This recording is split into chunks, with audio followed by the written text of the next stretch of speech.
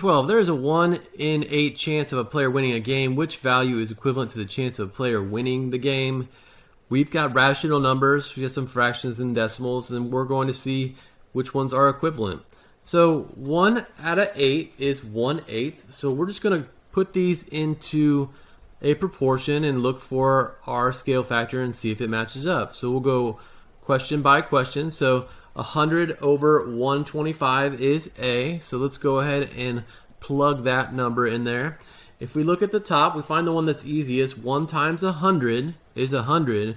So is 8 times 100 125? No, it's 800. So A doesn't work.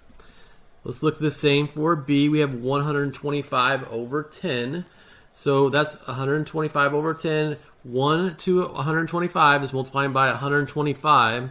So is 8 times 125 10? Nope, not even close. So B doesn't work. C, we have 1 and 25 hundredths, or 125 hundredths. We're going to multiply by 125. Is 8 times 125 100? Nope, not even close. It's way over. So let's look at D.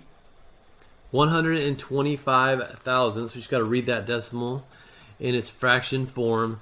It looks like this one's going to match up. 125. 8 times 125 is 1,000.